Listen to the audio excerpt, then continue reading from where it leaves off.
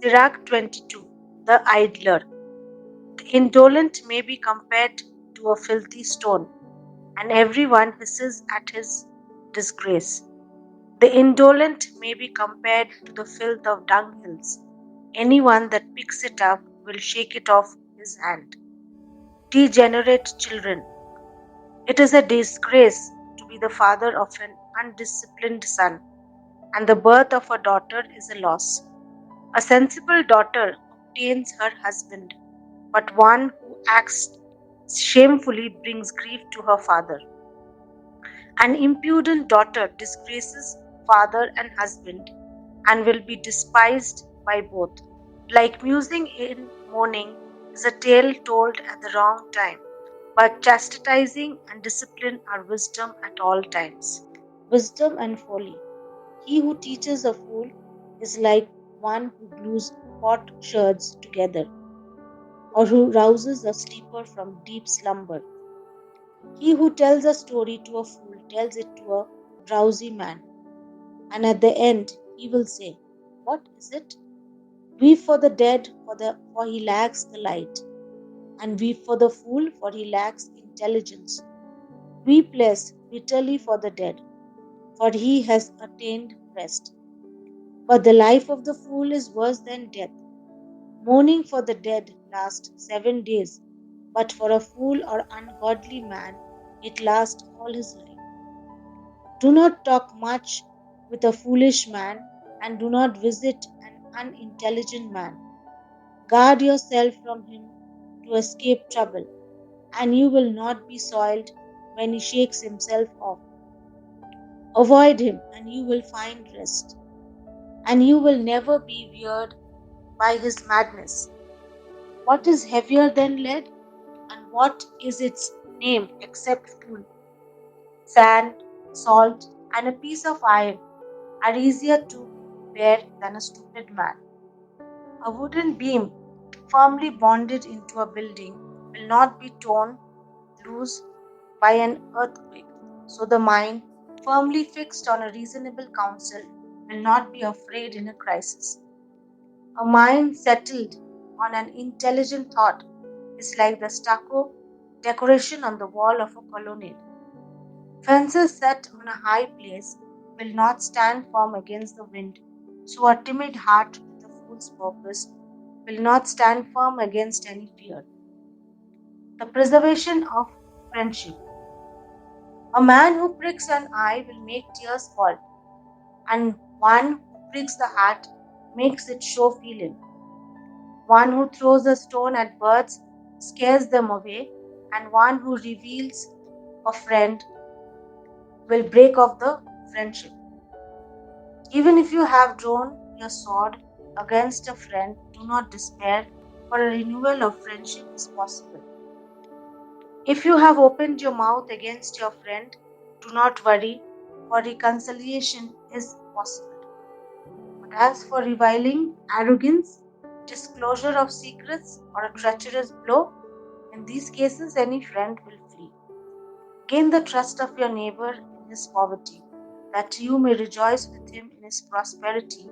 Stand by him in time of affliction, that you may share with him in his inheritance. The vapor and smoke of the furnace precedes the fire, so insults precede bloodshed. I will not be ashamed to protect a friend, and I will not hide from him. But if some harm should happen to me because of him, whoever hears of it will beware of him. A prayer for help against sinning. Oh, that a guard was set over my mouth, and a seal of prudence upon my lips, that it may keep me from falling, so that my tongue may not destroy me. Sirach 23. O Lord, Father and ruler of my life, do not abandon me to their counsel, and let me not fall because of them.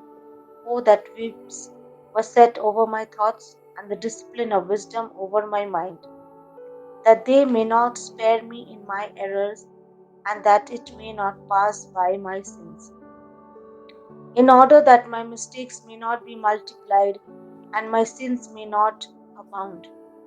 Then I will not fall before my adversaries, and my enemy will not rejoice over me. O Lord, Father and God of my life, do not give me haughty eyes, and remove from me evil desire. Let neither gluttony nor lust overcome me, and do not surrender me to a shameless soul.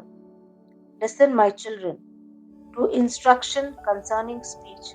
The one who observes it will never be caught. The sinner is overtaken through his lips. The reviler and the arrogant are tripped by them. Do not accustom your mouth to oaths, and do not habitually utter the name of the Holy One. For as a servant who is continually examined under torture will not lack bruises, so also the man who always swears and utters the name will not be cleansed from sin. A man who swears many oaths will be filled with iniquity, and the scourge will not leave his house. If he offends, the sin remain on him, and if he disregards it, he sins doubly, for he has sworn needlessly. He will not be justified, for his house will be filled with calamities. Foul language. There is an utterance which is comparable to death. May it never be found in the inheritance of Jacob. For all these errors will be far from the godly, and they will not allow in sins. Do not accustom your mouth to lewd vulgarity, for it involves sinful speech.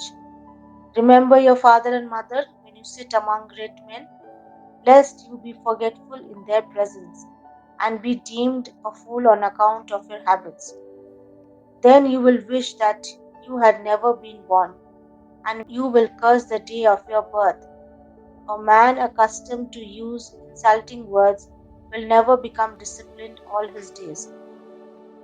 Concerning sexual sins, two sorts of men multiply sin, and a third incurs wrath.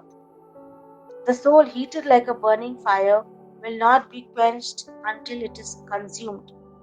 A man who commits fornication with his near of kin will never cease until the fire burns him up. To a fornicator, all bread tastes sweet. He will never cease until he dies. A man who breaks his marriage vows says to himself, who sees me? Darkness surrounds me, and the walls hide me, and no one sees me. Why should I fear? The Most High will not take notice of my sins. His fear is confined to the eyes of men, and he does not realize that the eyes of the Lord are 10,000 times brighter than the sun. They look upon all the ways of men and perceive even the hidden places. Before the universe was created, it was known to him. So it was also after it was finished. This man will be punished in the streets of the city, and where he least suspects it will be seized. So it is with a woman who leaves her husband and provides an heir by a stranger. For first of all, she has disobeyed the law of the Most High. Second, she has committed an offense against her husband. And third, she has committed adultery through harlotry and brought forth children by another man. She herself will be brought before the assembly, and punishment will fall on her children. Her children will not take root, and her branches will not bear fruit. She will leave her memory for a curse, and her disgrace will not be blotted out. Those who survive her will recognize that nothing is better than the fear of the Lord, and nothing sweeter than to heed the commandments of the Lord. Sirach 24. Wisdom will praise herself, and will glory in the midst of her people. In the assembly of the Most High, she will open her mouth, and in the presence of his host, she will glory. I came forth from the mouth of the Most High, and covered the earth like a mist. I dwelt in high places, and my throne was in a pillar of cloud. Alone I have made the circuit of the vault of heaven, and have walked into the depths of the abyss. In the waves of the sea, in the whole earth, and in every people and nation, I have got a possession. Among all these I sought a resting place. I sought in whose territory I may lodge. Then the Creator of all things gave me a commandment, and the one who created me assigned a place for my tent. And he said, make your dwelling in Jacob and in Israel, receive your inheritance. From eternity in the beginning he created me, and for eternity I shall not cease to exist. In the holy tabernacle I ministered before him, and so I was established in Zion. In the beloved city likewise he gave me a resting place, and in Jerusalem was my dominion. So I took root in an honored people, in the portion of the Lord, who is their inheritance. I grew tall like a cedar in Lebanon, and like a cypress on the heights of Hermon. I grew tall like a palm tree in En Gedi, and like rose plants in Jericho, like a beautiful olive tree in the field, and like a plane tree I grew tall. Like cassia and camel's thorn, I gave forth the aroma of spices, and my choice myrrh I spread a pleasant odor, like galbanum, onycha, and staked, and like the fragrance of frankincense in the tabernacle. Like a terebinth I spread out my branches, and my branches are glorious and graceful. Like a vine I caused loveliness to bud, and my blossoms become glorious and abundant. Come to me, you who desire me, and eat your fill of my produce. For the remembrance of me is sweeter than honey, and my inheritance sweeter than the honeycomb. Those who eat me will hunger for more, and those who drink me will thirst for more. Whoever obeys me will not be put to shame, and those who work with me, with my help, will not sin. Wisdom and the law.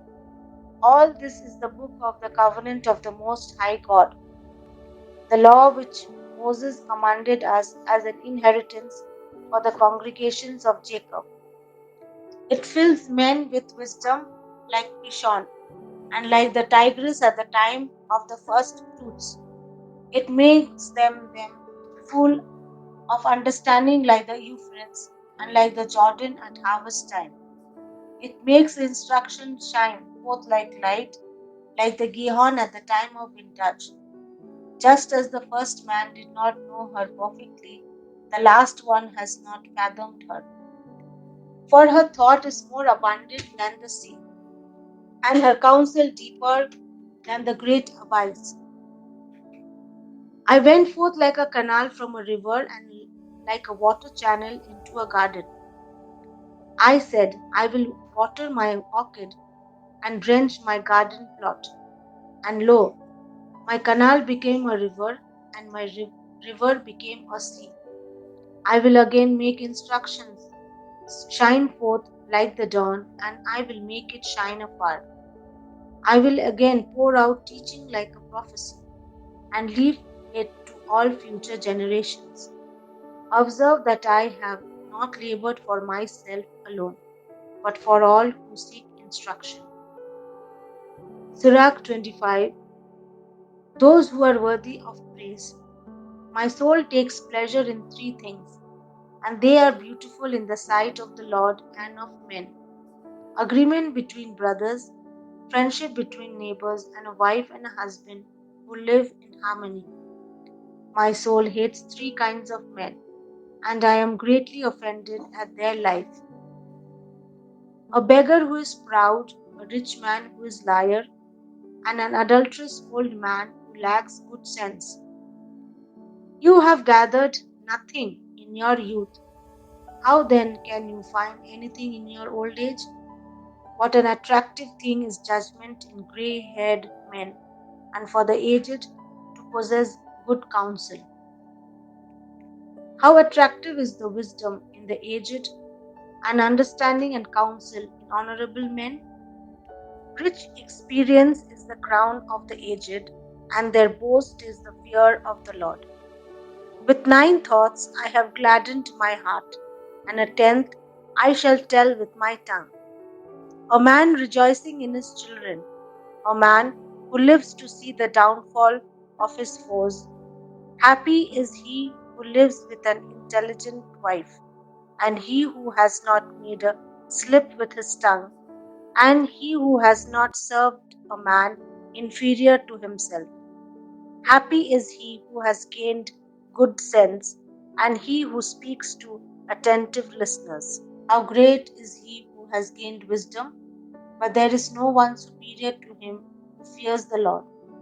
The fear of the Lord surpasses everything. To whom shall be likened the one who holds it fast?